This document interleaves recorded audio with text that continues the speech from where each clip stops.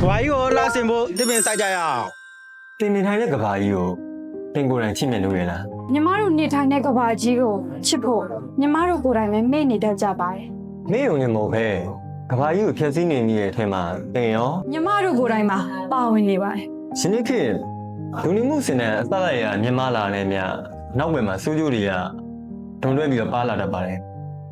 ကျွန်တော်လက်ရှိအသုံးပြုနေတဲ့မော်တော်ယာဉ်တွေစိတ်ရုံလုံးနေရထွက်တဲ့ညီကုန်းတွေ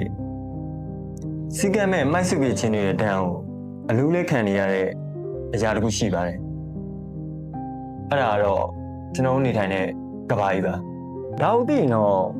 ကဘာကြီးကိုအကောင်းဆုံးနဲ့အလှပဆုံးပြန်လည်ပြုပြင်ပေးလို့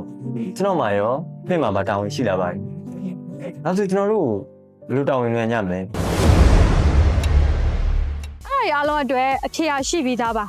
ကဘာကြီးရဲ့အလိုက်ဖက်ဆုံးအစင်တန်စာရတော့တစ်ပင်တွေပဲဖြစ်ပါတယ်တစ်ပင်တွေကကဘာကြီးကိုလှပစေုံနာမကလူသားတွေအတွက်ပါများစွာအကျိုးပြုနေပါတယ် အရွယ်စားအတန်းသိရှိတဲ့တစ်ပင်တစ်ပင်ဟာကျွန်တော်လူသားလေးကိုအသက်ရှူဖို့အတွက်ကိုအောက်ဆီဂျင်လုံးလုံးလောက်ထုတ်ပေးခဲ့ပါတယ်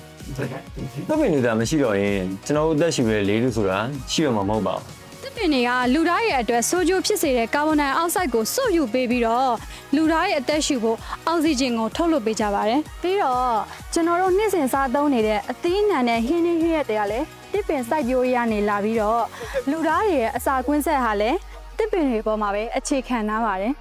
ဒါပြင်ယနေ့ကသုံးဆွဲနေတဲ့ဖြစ်ပေါ်ဆေးဝါးတွေရဲ့25ရာခိုင်နှုန်းကျော်ကလေတစ်ပင်တွေစီကနေအဓိကရင်းမြစ်နေနဲ့လာပါတယ်တစ်ပင်တွေကလူသားတွေအတွက်အသက်ရှင်ဖို့လေစားဖို့အစာနေဖို့အိမ်နဲ့ကျန်းမာဖို့ဆေးဆိုတဲ့ခြေခံလိုအပ်ချက်၄ချက်လုံး